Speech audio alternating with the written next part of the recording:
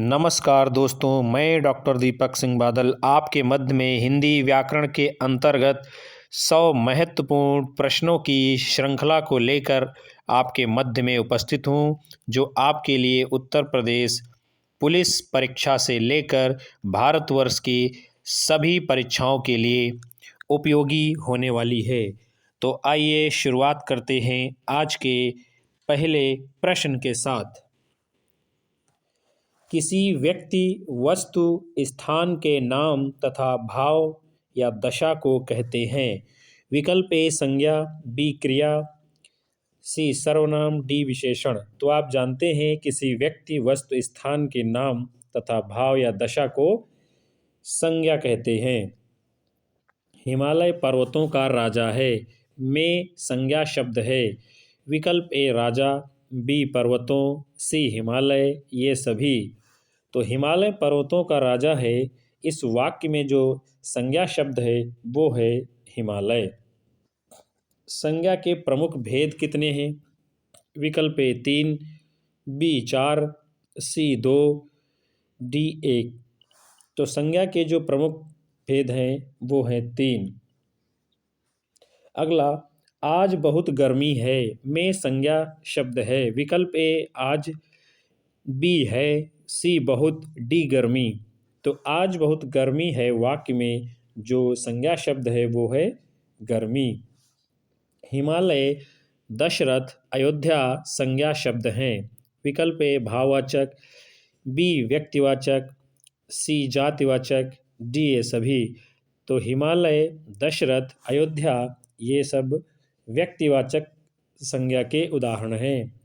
वे संज्ञा शब्द जिनसे उनकी जाति का बोध होता है क्या कहलाते हैं? विकल्प ए जातिवाचक, बी भाववाचक, सी व्यक्तिवाचक, डी उपरोक्त में से कोई नहीं। तो वे संज्ञा शब्द जिनसे उनकी जाति का बोध होता है वे जातिवाचक कहलाते हैं। निम्नलिखित में से समूहवाचक संज्ञा शब्द है। विकल्प ए कक्षा, बी पुलिस, सी सेना, डी ये सभी। तो कक्षा, पुलिस, सेना ये सभी समूहवाचक संज्ञा के उदाहरण हैं। निम्न में द्रव्यवाचक संज्ञा शब्द हैं। ए सोना, बी लकड़ी, सी पीतल, डी ये सभी। तो सोना, लकड़ी, पीतल ये सभी क्या हैं? द्रव्यवाचक संज्ञा के उदाहरण हैं। द्रव्य माने होता है पदार्थ या कोई वस्तु। बंधु जातिवाचक संज्ञा से भाववाचक संज्ञा शब्द बनेगा। विकल्प ए बंधुआ, बी बंधुपा, सी बंधुता, डी बंधुसा। तो बंधु जो जातिवाचक संज्ञा शब्द है, इससे जो भाववाचक संज्ञा शब्द बनेगा वो है बंधुता। स्त्रीत्व भाववाचक शब्द बना है। विकल्प ए मित्र से, बी स्त्री से, सी नारी से, डी इनमें से कोई नहीं। तो स्त्रीत्व जो भाववाचक शब्द बना है जातिवाचक संज्ञा यानी स्त्री से, क्योंकि स्त्री की जाति होती है और स्त्रीत्व एक भाव होता है। मिठास, क्रोध, प्रसन्नता आदि शब्द हैं। विकल्प ए जातिवाचक संज्ञा, बी समुदायवाचक संज्ञा, सी भाववाचक संज्ञा, डी व्यक्तिवाचक संज्ञा। तो मिठास का भाव होता है, क्रोध का भाव होता है, प्रसन्नता का भाव होता है, इसलिए इसमें भाववाचक संज्ञा है। बुढ़ापा बुरा होता है वाक्य में संज्ञा शब्द है। विकल्प ए बुरा, बी बुढ़ापा, सी होता है, डी ये सभी। तो बुढ़ापा बुरा होता है वाक्य में जो संज्ञा शब्द है वो है बुढ़ापा, और ये बुढ़ापा जो शब्द है ये भाववाचक संज्ञा का उदाहरण है। मोर, गधा, घोड़ा, स्त्री, लड़की आदि संज्ञा शब्द हैं। विकल्प ए जातिवाचक, बी भाववाचक, सी जातिवाचक, डी द्रव्यवाचक। तो मोर, गधा, घोड़ा, स्त्री, लड़की आदि जो संज्ञा के शब्द हैं वो हैं व्यक्तिवाचक। उसके बाद में निम्न में से भाववाचक संज्ञा शब्द है। विकल्प ए बचपन, बी नदी, सी कमरा, डी लोहा। तो जो भाववाचक संज्ञा शब्द है वो है बचपन। हिंद महासागर, हस्तिनापुर, मेरठ आदि संज्ञा शब्द हैं। विकल्प ए जातिवाचक, बी समुदायवाचक, सी द्रव्यवाचक, डी व्यक्तिवाचक। तो हिंद महासागर, हस्तिनापुर, मेरठ आदि ये व्यक्तिवाचक संज्ञा के उदाहरण हैं। संज्ञा के स्थान पर प्रयुक्त होने वाले शब्द क्या कहलाते हैं? विकल्प ए क्रिया, बी सर्वनाम, सी विशेषण, डी प्रत्यय। तो आप जानते हैं संज्ञा के स्थान पर जो प्रयुक्त होने वाले शब्द हैं उसको हम सर्वनाम कहते हैं। सर्वनाम के प्रमुख भेद कितने हैं? विकल्प ए 4, बी 5, सी 6, डी 3। तो सर्वनाम के मुख्य रूप से 6 भेद माने गए हैं। पुरुषवाचक सर्वनाम के प्रकार हैं। विकल्प ए 3, बी 2, सी 4, डी 5। तो पुरुषवाचक सर्वनाम के 3 प्रकार हैं: उत्तम पुरुषवाचक, मध्यम पुरुषवाचक और अन्य पुरुषवाचक। मैं, हम, मुझे, हमारा पुरुषवाचक सर्वनाम के पुरुष के शब्द हैं। विकल्प ए उत्तम पुरुष, बी अन्य पुरुष, सी मध्यम पुरुष, डी ये सभी। तो मैं, हम, मुझे, हमारा ये सब उत्तम पुरुषवाचक सर्वनाम के उदाहरण हैं। दूध में कुछ गिर पड़ा है में कुछ सर्वनाम है। विकल्प ए निश्चयवाचक, बी प्रश्नवाचक, सी अनिश्चयवाचक, डी निजवाचक। तो दूध में कुछ गिरा है यानी कोई निश्चय नहीं है, इसलिए यहाँ पर अनिश्चयवाचक सर्वनाम है। सामने देखो वह प्रियम है, वाक्य में वह सर्वनाम है। विकल्प ए निजवाचक, बी संबंधवाचक, सी निश्चयवाचक, डी प्रश्नवाचक। तो सामने देखो वह प्रियम है, वाक्य में जो सर्वनाम है वो है निश्चयवाचक, क्योंकि यहाँ पर निश्चित है कि वह प्रियम ही है। तुम स्वयं वहाँ जाओ, वाक्य में स्वयं सर्वनाम है। विकल्प ए पुरुषवाचक, बी निश्चयवाचक, सी अनिश्चयवाचक, डी निजवाचक। तो तुम स्वयं वहाँ जाओ स्वयं निजवाचक सर्वनाम का उदाहरण है। किसने यह दुष्टता की, वाक्य में किसने सर्वनाम है। विकल्प ए संबंधवाचक, बी पुरुषवाचक, सी प्रश्नवाचक, डी निश्चयवाचक। तो किसने ये दुष्टता की, इसमें प्रश्नवाचक वाक्य का चिन्ह लगा हुआ है, तो ये जो सर्वनाम का भेद है वो है प्रश्नवाचक सर्वनाम। जैसा बोएगा वैसा काटेगा में जैसा वैसा किस प्रकार का सर्वनाम है? विकल्प ए पुरुषवाचक, बी संबंधवाचक, सी प्रश्नवाचक, डी निजवाचक। तो जैसा बोएगा वैसा काटेगा में जैसा वैसा जो है संबंधवाचक सर्वनाम का उदाहरण है, क्योंकि काटेगा और बोएगा के बीच में जो संबंध स्थापित कर रहा है वो है जैसा और वैसा। कर्ता जहाँ अपने लिए आप या निज शब्द का प्रयोग करता है वहाँ पर कौन सा सर्वनाम होता है? विकल्प ए निजवाचक सर्वनाम, बी संबंधवाचक, सी प्रश्नवाचक, डी अनिश्चयवाचक। तो कर्ता जहाँ अपने लिए आप या निज शब्द का प्रयोग करता है वहाँ निजवाचक सर्वनाम होता है। अनिश्चयवाचक सर्वनाम कोई शब्द का अपादान बहुवचन है। विकल्प ए किन्हीं से, बी किसी से, सी किसी को, डी किसमें। अनिश्चयवाचक सर्वनाम कोई शब्द का अपादान बहुवचन जो है वो है किन्हीं से। फिर है उसके बाद में निजवाचक सर्वनाम आप शब्द का करण बहुवचन है। विकल्प ए अपनों से, बी अपनों में और सी अपना, डी आपने। तो निजवाचक सर्वनाम आप शब्द का कर्ण बहुवचन जो है विकल्प ए अपनों से, चूंकि कर्ण में क्या होता है, से चिन्ह का प्रयोग किया जाता है। कौन शब्द किस सर्वनाम के रूप में प्रयोग होता है? विकल्प ए निजवाचक, बी निश्चयवाचक, सी प्रश्नवाचक, डी पुरुषवाचक। तो कौन शब्द जो है आप जानते हैं कि प्रश्नवाचक सर्वनाम में ये सब प्रयोग किए जाते हैं। कौन, क्या, किसको, किसे, कहाँ। वो आप ही चिल्लाता है, वाक्य में आप का प्रयोग किस रूप में हुआ है, किस सर्वनाम में आया है? विकल्प ए पुरुषवाचक सर्वनाम, बी संबंधवाचक, सी निजवाचक, डी अनिश्चयवाचक सर्वनाम। तो वो आप ही चिल्लाता है ये निजवाचक सर्वनाम का उदाहरण है। जिन सर्वनाम का प्रयोग कर्ता या वक्ता अपने सामने वाले के लिए करता है वह पुरुषवाचक है। विकल्प ए उत्तम पुरुष, बी मध्यम पुरुष, सी अन्य पुरुष, डी ये सभी। तो जिस सर्वनाम का प्रयोग कर्ता या वक्ता अपने सामने वाले के लिए करता है उसे मध्यम पुरुषवाचक सर्वनाम कहते हैं।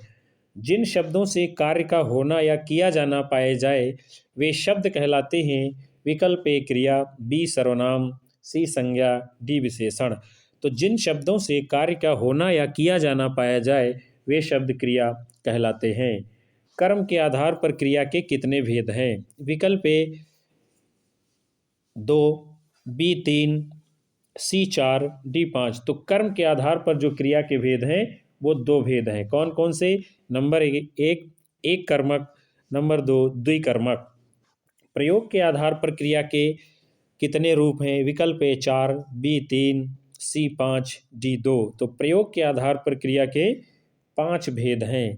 क्रिया का ऐसा पद जिसमें कर्ता और कर्म दोनों का प्रयोग होता है उसे क्या कहते हैं? विकल्प ए सकर्मक क्रिया, बी अकर्मक क्रिया, सी ए तथा बी दोनों, डी इनमें से कोई नहीं। तो क्रिया का ऐसा पद जिसमें कर्ता और कर्म दोनों का प्रयोग होता है उसे सकर्मक क्रिया कहते हैं।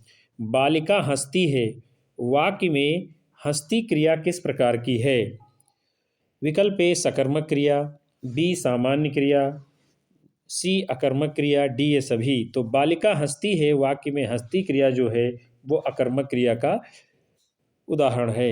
शेर ने बालक को खाया वाक्य में खाया क्रिया है। विकल्प ए संयुक्त क्रिया, संयुक्त क्रिया वहाँ पर होगी जहाँ पर 2 क्रिया मिलजुल कर काम करेगी। विकल्प बी सामान्य क्रिया, सी नामपद क्रिया, डी प्रेरणार्थक क्रिया। तो शेर ने बालक को खाया वाक्य में खाया क्रिया जो है ये सामान्य क्रिया है। अचानक पागल हंसने लगा वाक्य में हंसने लगा क्रिया किस प्रकार की है? विकल्प ए पूर्वकालिक क्रिया, बी सामान्य क्रिया, सी संयुक्त क्रिया, डी ये सभी। तो अचानक पागल हंसने लगा वाक्य में हंसने लगा जो क्रिया है ये संयुक्त क्रिया है। क्योंकि लगा और हंसने ये 2 क्रियाएं मिलकर के यहाँ पर काम कर रही हैं। बरसात से बरसना नामपद क्रिया ली गई है। विकल्प ए संज्ञा शब्द से, बी सर्वनाम से, सी विशेषण से, डी इन सभी से।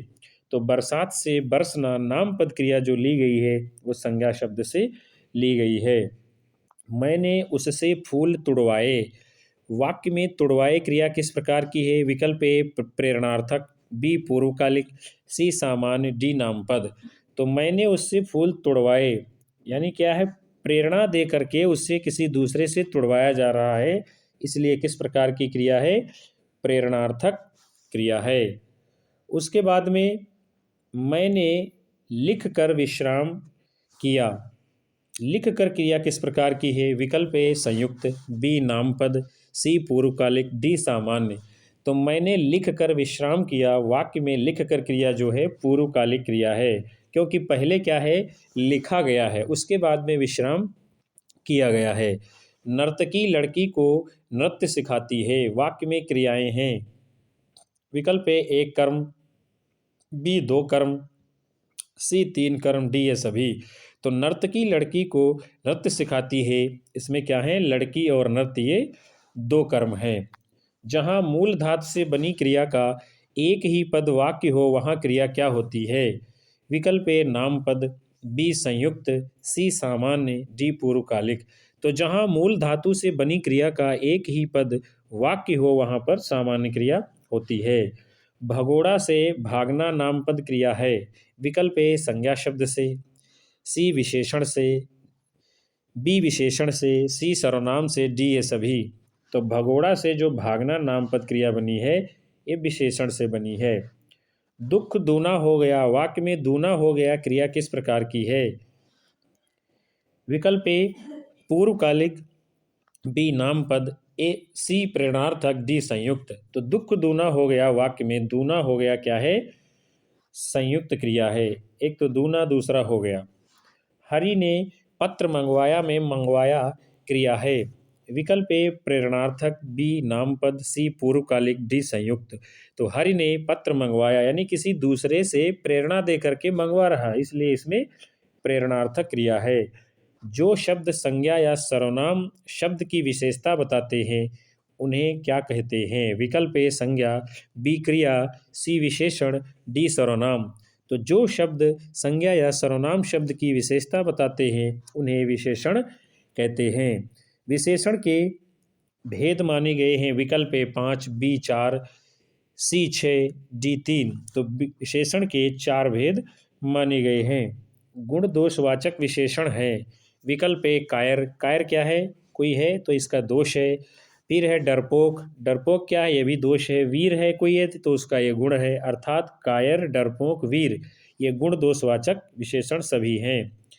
फिर दशाबोधक विशेषण कौन सा है?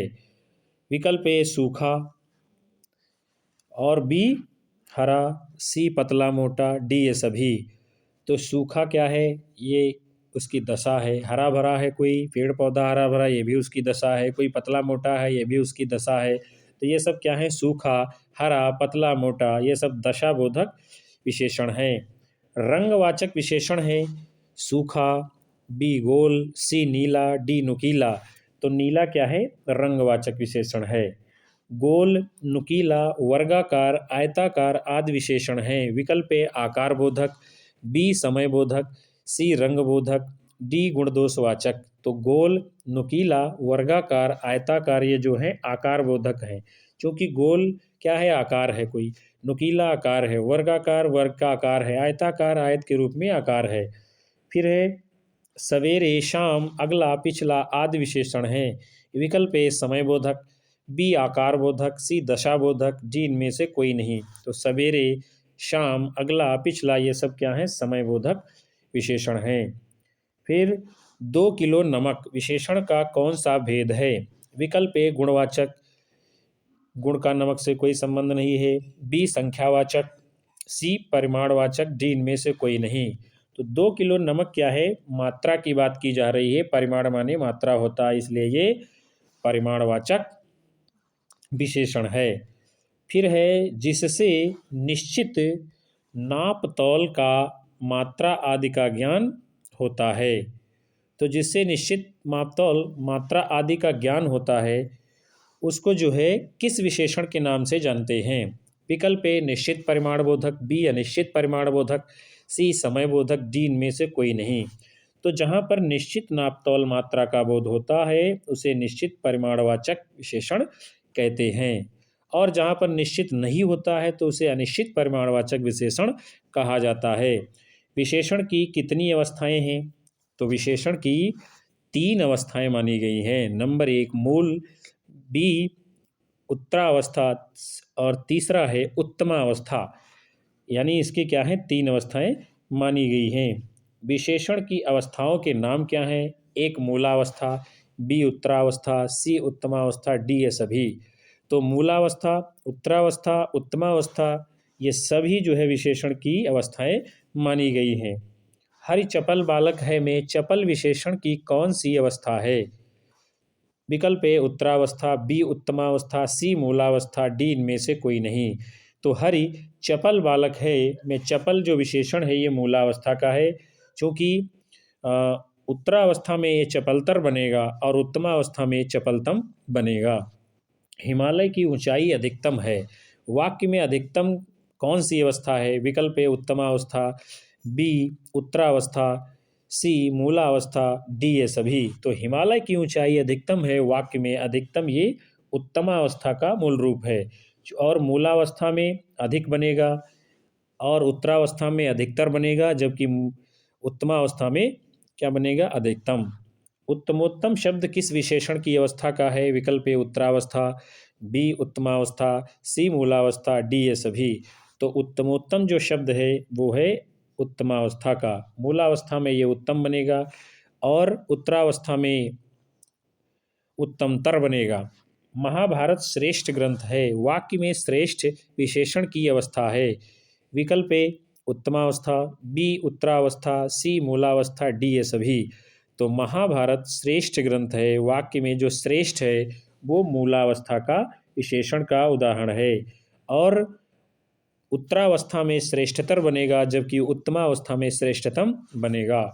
2 संज्ञा शब्दों के मध्य वाक्य रचना में संबंध जोड़ने को क्या कहते हैं?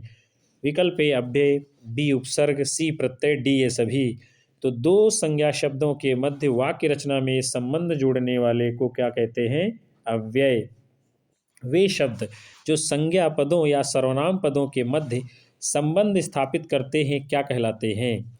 विकल्प ए संबंध बोधक अव्यय, बी विस्मयादि बोधक अव्यय, सी समुच्चय बोधक अव्यय, डी ये सभी। तो वे शब्द जो संज्ञा पदों या सर्वनाम पदों के मध्य संबंध स्थापित करते हैं वे संबंध बोधक अव्यय कहलाते हैं। संबंध बोधक अव्यय के प्रकार हैं। विकल्प ए 6, बी 5, सी 4, डी 3। तो संबंध बोधक अव्यय के जो प्रकार हैं वो है 6। ऊपर नीचे भीतर बाहर आदि अव्यय हैं। विकल्प ए स्थान बोधक, बी विरोध बोधक, सी साधन बोधक, डी समता बोधक। तो ऊपर नीचे भीतर बाहर ये क्या है? स्थान बोधक अव्यय हैं। फिर उसके बाद में विरोध सूचक अव्यय कौन से हैं? विरोध सूचक अव्यय कौन से हैं? विकल्प ए विरुद्ध, बी प्रतिकूल, सी विपरीत, डी ये सभी। तो विरुद्ध, प्रतिकूल और विपरीत ये सभी क्या हैं? विरोध सूचक अव्यय हैं। कालबोधक अव्यय शब्द हैं। विकल्प ए पहले बाद, बी नीचे ऊपर, सी आगे पीछे, डी ये सभी। तो पहले बाद, ऊपर नीचे, आगे पीछे और ये सभी कैसे अव्यय हैं? कालबोधक अव्यय हैं। उसके बाद में है अधि उपसर्ग के उदाहरण हैं। विकल्प ए अधिकार, बी अध्ययन, सी अधिनायक और डी ये सभी। तो अधि उपसर्ग के जो उदाहरण हैं अधिकार है, अध्ययन है, अधिनायक है। ये सभी क्या हैं? अधि उपसर्ग के उदाहरण हैं। पूरा उपसर्ग का हिंदी अर्थ है। विकल्प ए प्राचीन, बी नवीन, सी समाचीन, डी हसीन। तो पूरा उपसर्ग का जो हिंदी अर्थ है वो है प्राचीन। निरोग में उपसर्ग है। विकल्प ए नी, बी नो, सी निर, डी निस। तो निरोग में जो उपसर्ग है वो है निर। सम उपसर्ग का हिंदी अर्थ है। विकल्प ए पूर्ण या अच्छा, बी है अपूर्ण या बुरा, सी है विशेष या ऊंचा, डी है अभाव या रहित। तो सम उपसर्ग का जो हिंदी अर्थ है वो है पूर्ण या अच्छा। नादान शब्द में ना उपसर्ग किस भाषा से आया है? विकल्प ए हिंदी, बी उर्दू, सी फारसी, डी संस्कृत। तो नादान शब्द में जो ना उपसर्ग आया है वो फारसी का उपसर्ग है। बकलम खुद में बा उपसर्ग किस भाषा से आया है? विकल्प ए उर्दू, बी अरबी, सी हिंदी, डी फारसी। बकलम खुद में बा उपसर्ग जिस भाषा से आया है वो है उर्दू। अन और अध उपसर्ग किस भाषा से हैं? विकल्प ए संस्कृत, बी हिंदी, सी फारसी, डी उर्दू। तो अन और अध उपसर्ग जो हैं ये हिंदी भाषा के हैं। कुपड़ किस भाषा का उपसर्ग है? विकल्प ए संस्कृत, बी अरबी, सी हिंदी, डी तुर्की। तो कुपड़ जो है ये हिंदी भाषा का उपसर्ग है। सम उपसर्ग से बना शब्द है। विकल्प ए संयोग, बी सुकर्म, सी स्वयं सेवक, डी संतान। तो सम उपसर्ग से जो बना हुआ शब्द है वो है संयोग। कमसिन में उपसर्ग है। तो विकल्प ए कम और बी है बहुत, सी है थोड़ा और डी है अधिक। तो कमसिन शब्द में जो उपसर्ग है वो है कम। उसके बाद में प्रत्यय के प्रमुख भेद कितने हैं? विकल्प ए 3, बी 5, सी 4, डी 6। तो प्रत्यय के जो प्रमुख भेद हैं वो हैं 2 प्रकार के। यहाँ पर 3 भी दिया है, कृत प्रत्यय और तद्धित प्रत्यय होता है। अगला है कृदंत प्रत्यय के प्रकार हैं। विकल्प ए 5, बी 3, सी 4, डी 2। तो कृदंत प्रत्यय के 5 प्रकार हैं। तद्धितांत प्रत्यय के भेद हैं। विकल्प ए 6, बी 7, सी 8, डी 5। तद्धितांत प्रत्यय के जो भेद हैं वो 6 भेद हैं। प्यासा में कौन सा उपसर्ग है? प्यासा में कौन सा प्रत्यय है? विकल्प ए आ, बी आवा, सी आई, डी आर। तो प्यास जो इसका मूल शब्द है उसमें आ प्रत्यय लगाकर बना है प्यासा शब्द। स्मरणीय में कौन सा प्रत्यय है? विकल्प ए ई, बी है या, सी है इस्म, डी है आई। तो स्मरण में ई प्रत्यय लगाकर शब्द जो बना है वो है स्मरणीय। फिर है ननिहाल में कौन सा प्रत्यय है? विकल्प ए हाल, बी चाल, सी खाल, डी माल। तो ननिहाल में जो प्रत्यय है वो है हाल। आर प्रत्यय के उदाहरण है। विकल्प ए लुहार, बी सुनार, डी चमार और डी ये सभी। तो आर प्रत्यय के जो उदाहरण है, लुहार भी है, सुनार भी है, चमार भी है, अर्थात ये सभी। आहट प्रत्यय का उदाहरण नहीं है। विकल्प ए घबराहट, बी चिल्लाहट, सी गुर्राहट, डी दिखावा। तो घबराहट, चिल्लाहट, गुर्राहट ये सभी आहट प्रत्यय के उदाहरण है, लेकिन दिखावा नहीं है। भाववाचक तद्धित प्रत्यय हैं। विकल्प ए आई, बी पा, सी ता, डी ये सभी। तो भाववाचक तद्धित प्रत्यय के आई, पा और ता ये सभी उदाहरण हैं। लघुता बोधक तद्धित प्रत्यय है। विकल्प ए इया, बी एला और सी हाल, डी पन। तो लघुता बोधक जो तद्धित प्रत्यय है वो है या। तो साथियों, आज आपने हिंदी व्याकरण के अंतर्गत 100 महत्वपूर्ण प्रश्नों की श्रृंखला को देखा।